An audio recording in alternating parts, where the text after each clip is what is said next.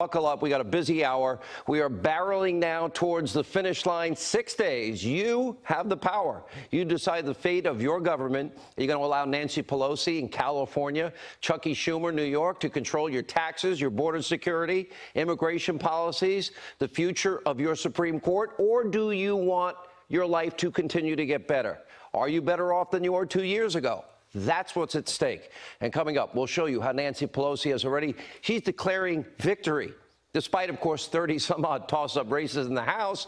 And maybe you'll shock the world in 6 days.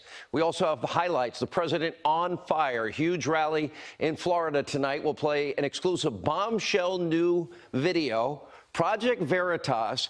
Wow, is all I have to say, exposing the hidden agenda lurking inside the Gillum campaign down in Florida.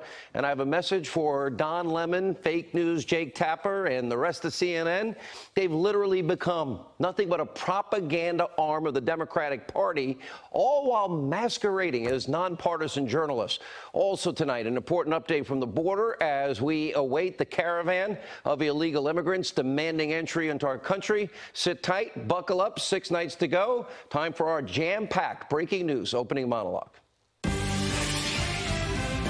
right, on this Halloween night, we are facing, well, a terrifying prospect. Nancy Pelosi as the new Speaker of the House. Chairwoman Maxine Waters, the liar-in-chief himself, Chairman Shifty Adam Schiff, Chairman Gerald Nadler. In 6 days, if you don't want that nightmare to become a reality, you're going to have to get up, get out, and vote in huge numbers. Every race matters. Nancy Pelosi's bags are packed. She's ready to move into a brand new office, the Speaker's office. In fact, she's now declared victory. Forget about voting, according to her. It's all in the bag. Watch this. We will win. We will win. We will win. Please don't say that. We will win. Please don't say that. Do you want to say that on Hillary's fireworks barge that she canceled? Please don't say that. We will win. We own the ground. We're not yielding 1 grain of sand. And how long are the curtains that you're measuring right now? No, we're not measuring. We're just walking precincts. And if everyone votes, we'll have even a bigger victory. But we will. Democrats will carry the House. If we have a bigger victory, the Senate, governorships, it's going to be a great night for America. There's been a lot of talk lately about lowering the temperature of political discourse. Have you seen evidence of that? Well, I think when we win, you will see evidence of that. Oh, when we win, we'll be civil then. But up until then, we'll just, not tell the American people what we really want to do. Now, the president, give him a lot of credit, doing everything he can do to keep Nancy Pelosi, Chuck Schumer, and their far-left radical friends away from power. Tonight in Florida, where the president held a raucous rally for Ron DeSantis and Rick Scott. Let's take a look. Republicans want strong borders, no crime, no chaos, and no caravans. Democrats want open borders, and they want to invite caravan after caravan into our country, which brings crime upon crime.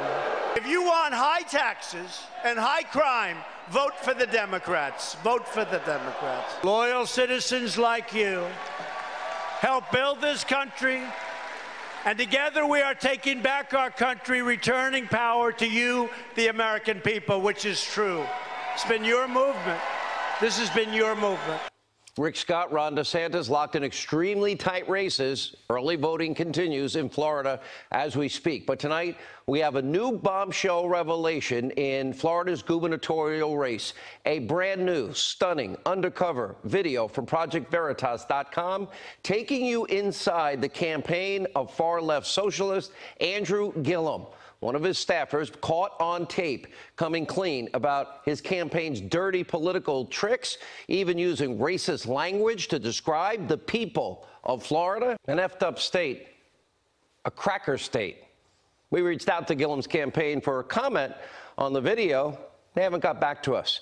This is the most radical group of Democrats ever to seek office, and now even more evidence. Now, of course, we've been exposing Gillum on this show for weeks, highlighting what are huge ongoing ethics problems and probes involving him, actually taking bribes from an undercover FBI agent. And tonight, we're learning even more about his questionable spending habits. Brand new report, Gillum, while mayor of Tallahassee, stuck Florida taxpayers with the bill for a fundraising trip to discuss his run for governor, putting an even, more difficult corruption cloud over his candidacy. We reached out to Gillum's campaign about that story, too, and haven't heard back. Florida, you have the choice. Get out to vote, or, let's see, a 40% increase in business taxes. By the way, I wonder if the people on the tape are going to be fired. And then, of course, Ron DeSantis, Navy JAG officer, congressman, supporter of the Trump agenda.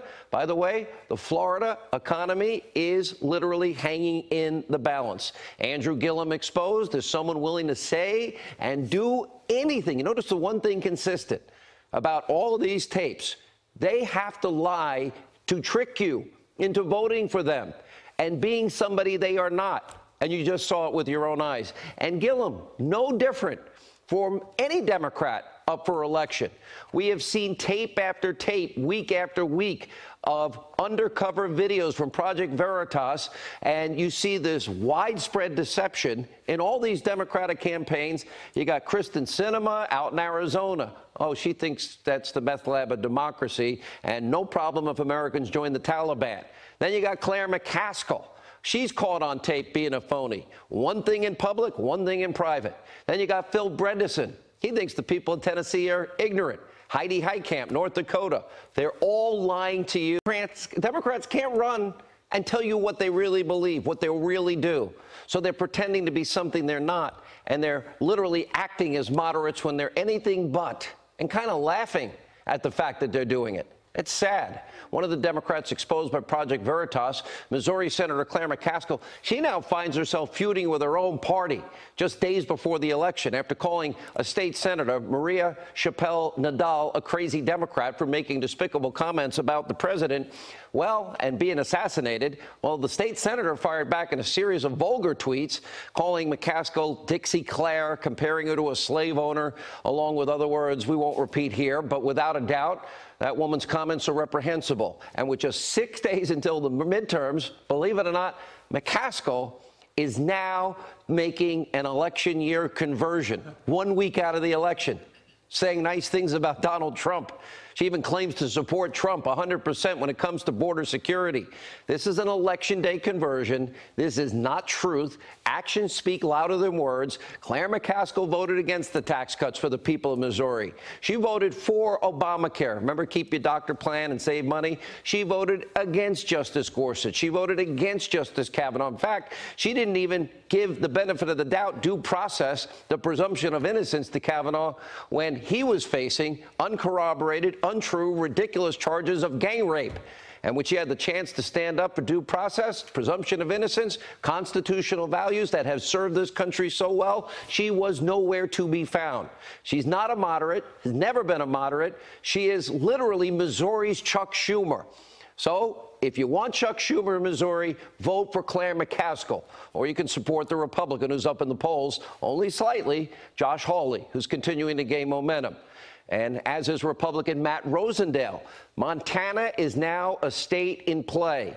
Now, by the way, he is now giving Democratic incumbent Jon Tester the fight of his life. That is a winnable race for Republicans. Why? Breaking news in that race tonight. The Libertarian candidate has dropped out and endorsed Rosendale, Tester's opponent, giving a big boost to the GOP. Montana, you now have a chance to pull off a major political upset because this race is dead even. By the way, Indiana, you may want to follow suit. Don't vote for the Libertarian. That only helps the incumbent Chuck Schumer Democrat by the name of Joe Donnelly in Indiana. In 6 days, you will definitely see one of three results. First is the best case scenario. Let's start with the good news. Republicans pick up seats in the Senate. They hold on to a small majority in the House. Second scenario would be a split decision. GOP holds on to power in the Senate, picks up some seats, but loses the House. And there she is. Nancy Pelosi becomes your speaker. The third, well, that's sort of like the doomsday Halloween nightmare scenario. That involves Republicans losing both the House and the Senate, meaning you stayed home, you didn't get involved, and by staying home, that's a vote for Pelosi, a vote for Schumer. Or if you vote for any Democrat, House or Senate, it's pretty much the same thing. Now, that scenario, that is what the mainstream media is openly rooting for years, election after election. Democratic Party's biggest donor, their biggest ally, their biggest contributor has always been the mainstream media.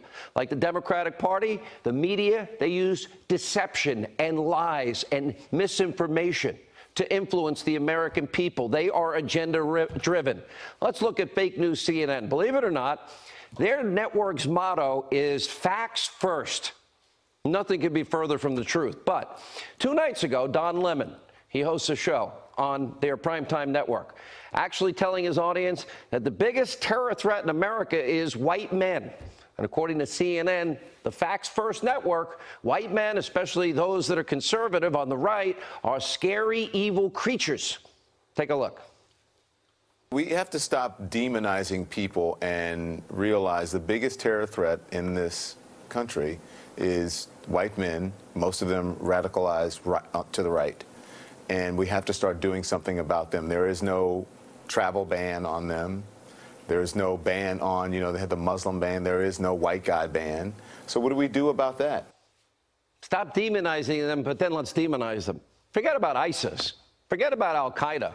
Forget about the left-wing nut job who shot up a congressional baseball field full of Republican lawmakers last year, for the person who just shot up a Republican campaign office last week, or the people sending rice into Mattis and President Trump and Ray and Gina Haspel, or the Trump family, or the steady stream of terroristic threats that we see regularly, against members of the Trump administration, or people being run out of restaurants by, with their families by these mobs that take place. You can't say mob on CNN.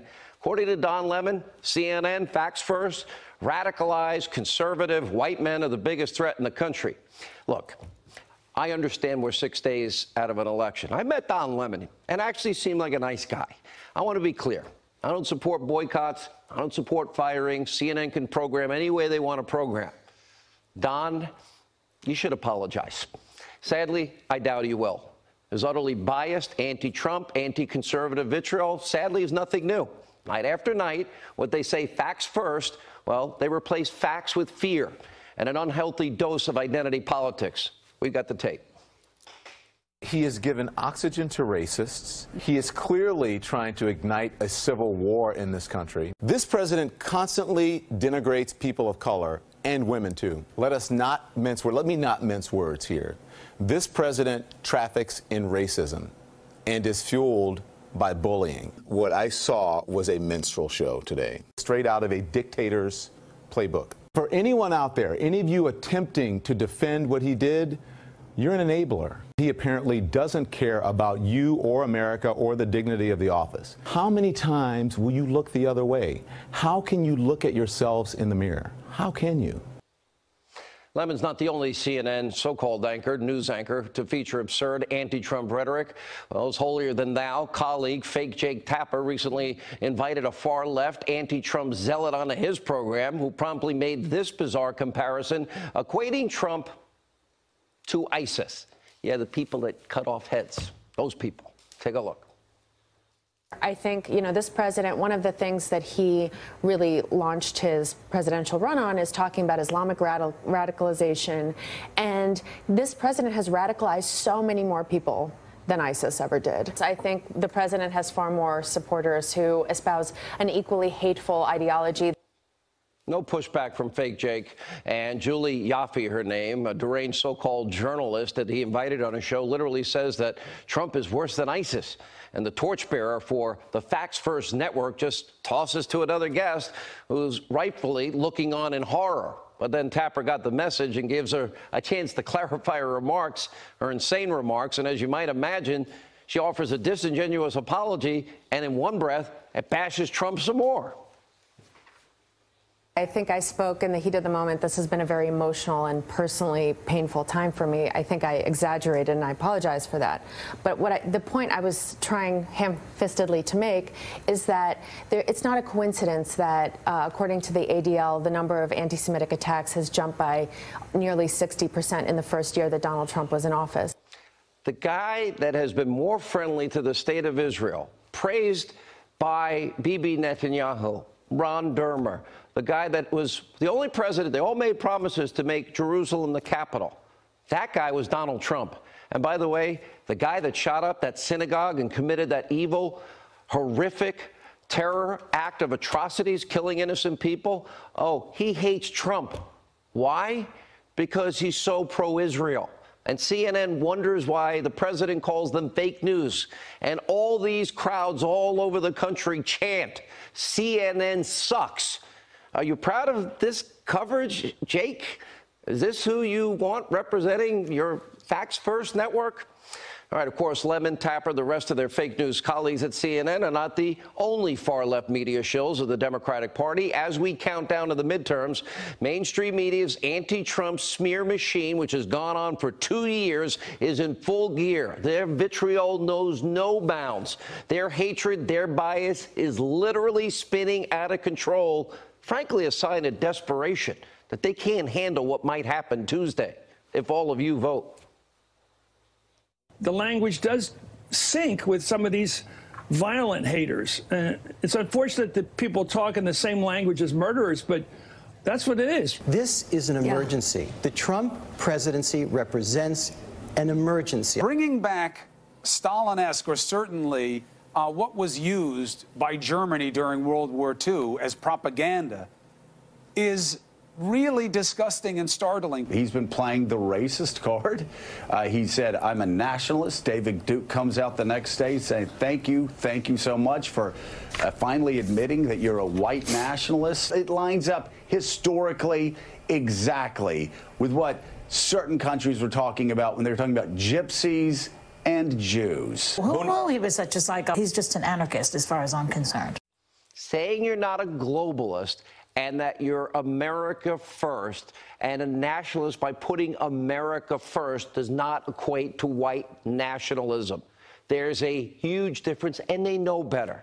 What you see is just part of an echo of the Democratic Party playbook. Every 2 years, every 4 years, you've heard me say it. I warned before this election, racist, sexist, and it goes on and on. Now the rhetoric is so over the top, so utterly absurd, so frankly dark and evil in what they're saying, worse than ever.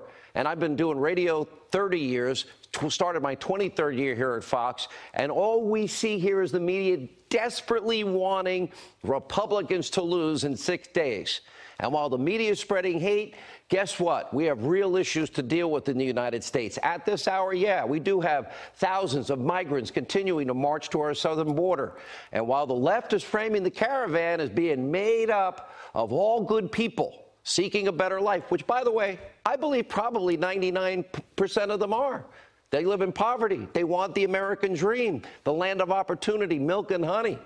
Well, the Mexican ambassador to the U.S., this is what he said in an interview, revealing that some of the migrants are, quote, very violent. That's what Mexico's saying. Now, in order to secure our points of entry, the president, well, he's now considering sending up to 15,000 troops to protect our borders, our rule of law, our sovereignty, and he's doing it ahead of time and telling people they will not get in illegally. And while some on the left are trying to spin this story as right-wing fear-mongering, Defense Secretary Mattis, well, he kind of set the record straight in a General Mattis kind of way. Take a look. The support that we provide to the Secretary for Homeland Security is practical support based on the requests from the Commissioner of Customs and Border Police, and so we don't do stunts in this department. We don't see stunts in this department. So you can wait till the last minute, or you can prepare, considering that is their stated goal, to enter America illegally. But they do need to turn around, and they need to go back and apply the right way. Do it with the rule of law. Follow our laws, like so many legal immigrants who desperately want to become Americans. We just need to know you come here with good intentions, that you want to be a part of our family. We get to vet you. You can sustain yourself. All right, a lot of news tonight. We're going to check in with 3 Senate candidates in tight races.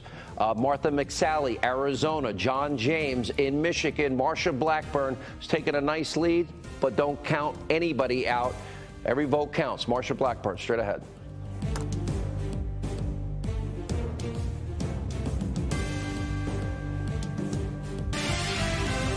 All right, joining us now for a preview of Tuesday's important election, 6 days away. U.S. Senate candidate from the great state of Arizona, Congresswoman Martha McSally.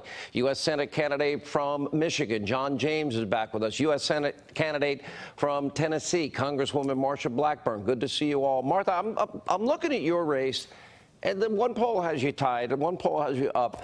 And I'm thinking, how is it possible that a woman that says Arizona's the meth lab of democracy, and says people in Arizona are crazy, invites the blind sheikh's lawyer, the radical lawyer, to speak at Arizona State University, and says that it's okay for Americans to join the Taliban, while you have served 28 years, 6 tours of duty, while she was out organizing protesters, and I'm not making it up, with witches. How is this even a race with the people of Arizona? Well, Sean, it is unbelievable, and this just goes to show you that she's Chuck Schumer's top recruit, and with a lot of money, with TV ads, millions and millions of dollars, she's been able to fool a lot of people. They're not aware of those things unless they're watching your show, which I'm grateful that you keep bringing it up.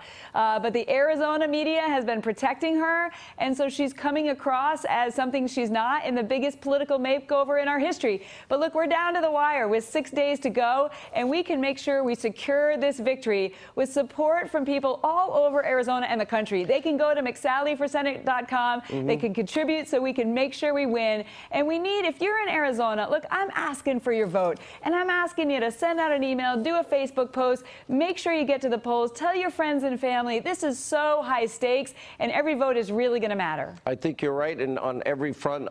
John James, you have now closed the gap 16 points. You got a race now in Michigan, which, you know what, as I said to you, I get so impressed every time I've had you on radio or TV.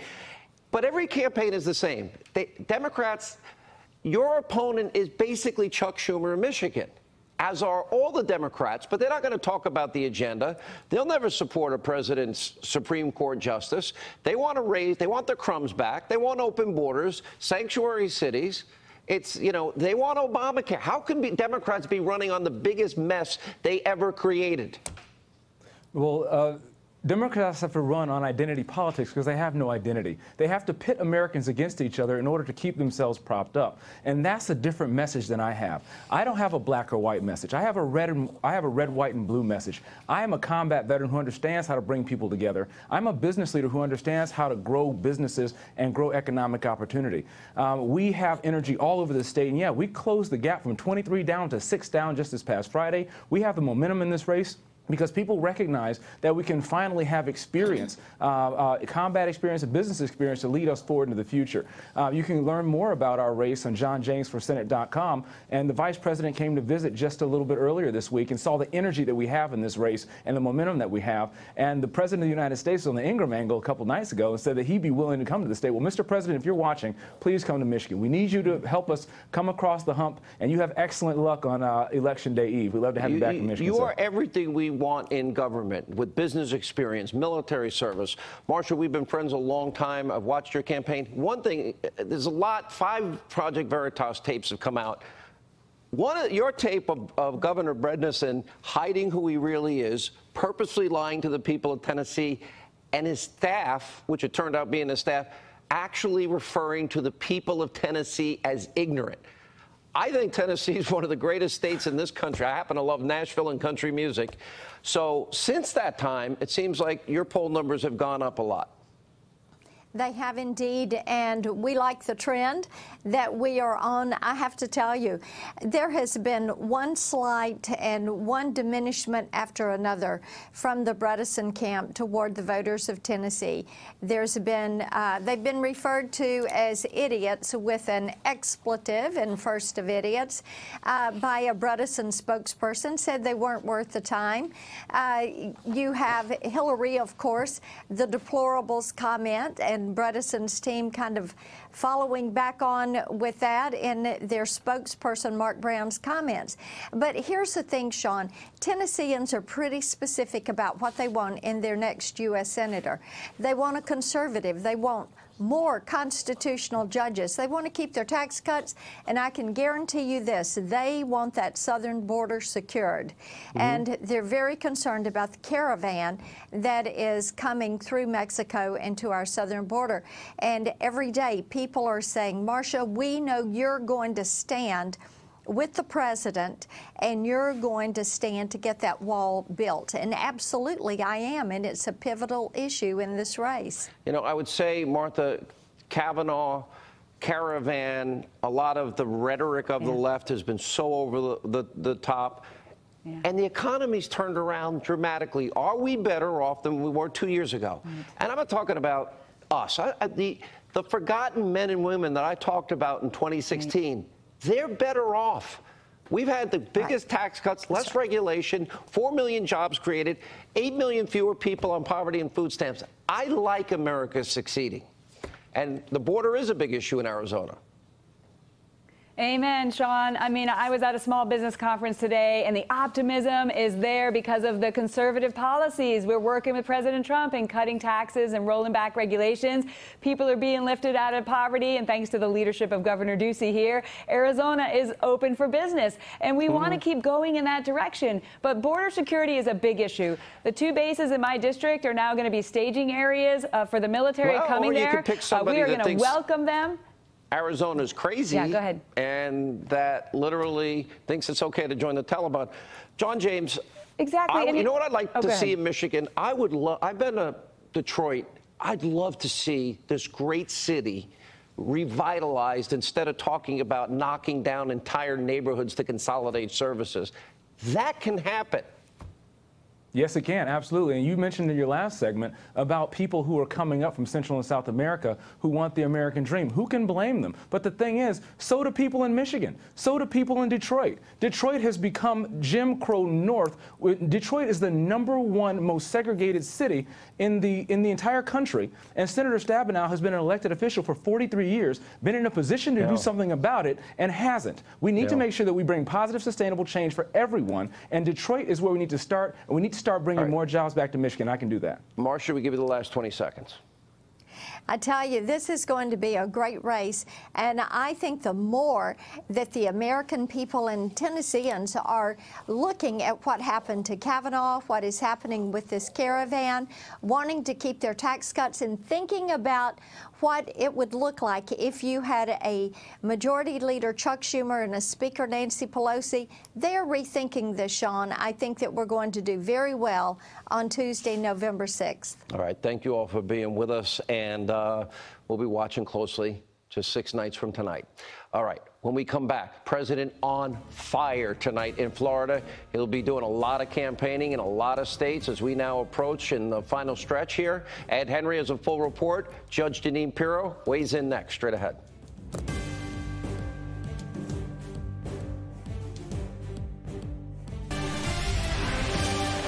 All right, joining us now, the president in Florida tonight, raucous rally, a lot of fun for the people there. What to expect from the president's a lot of campaigning this week leading up to the midterms. Fox News chief national correspondent, the man with the White House. He's holding down the fort till the president gets back. He's going to go in. He's going to have a little dinner.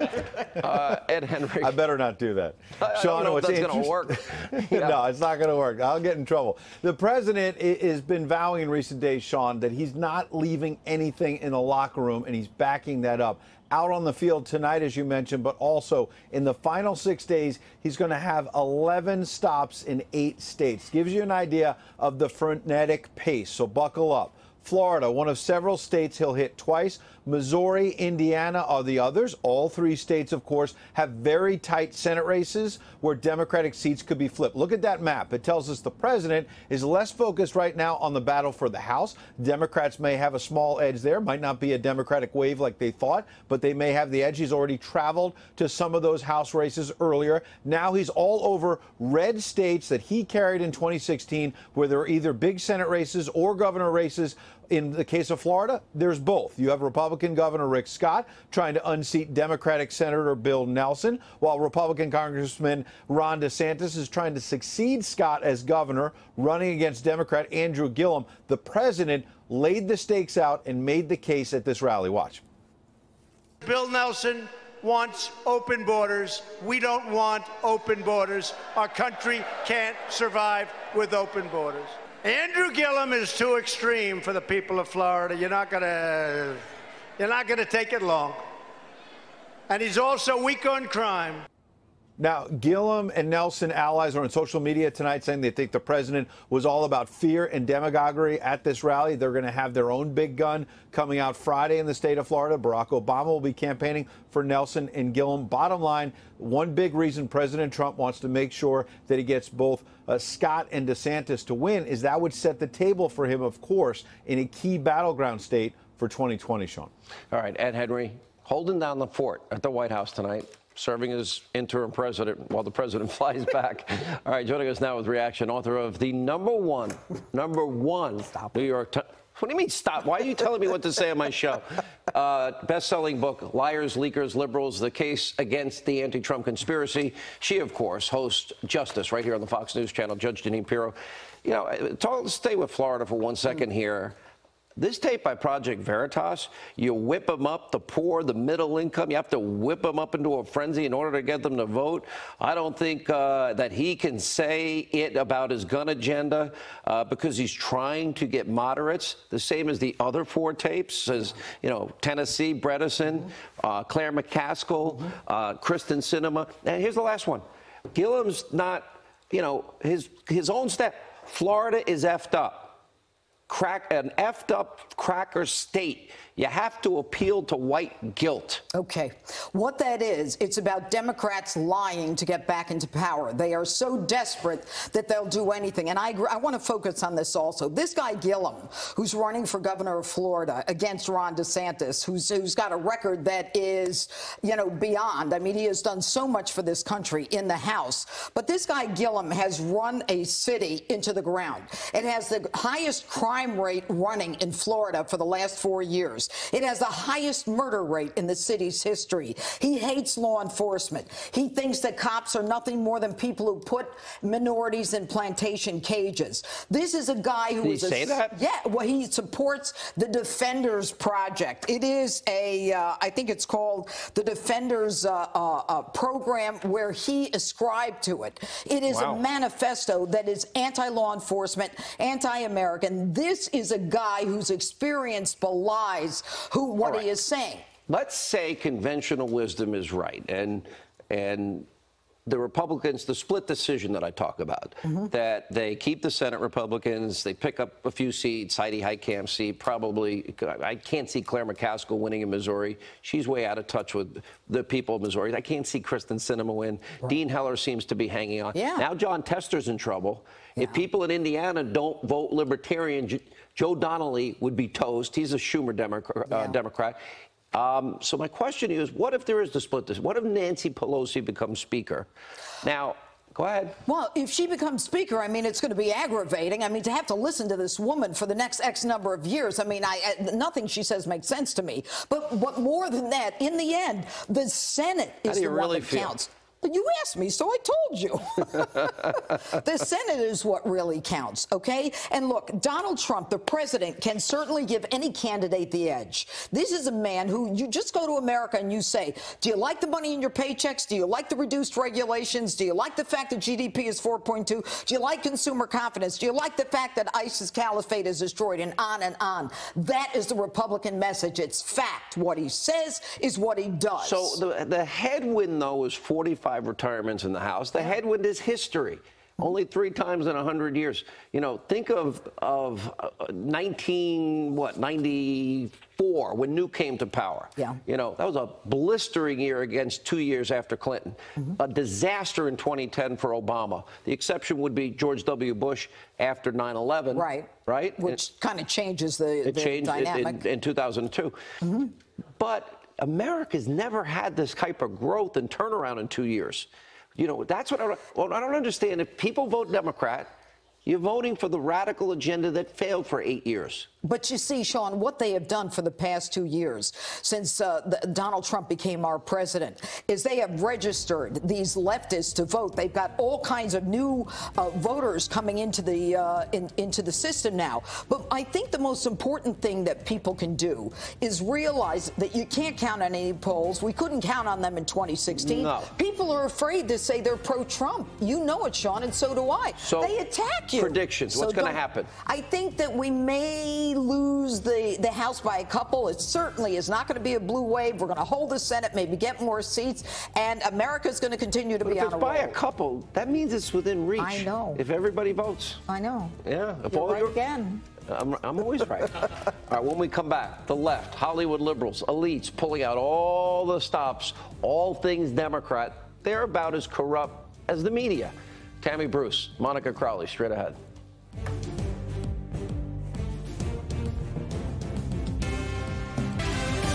All right, Hollywood leftist elites, they're coming out strong to campaign for Democrats. Jane Fonda, Amy Schumer, set to appear on a voter telethon.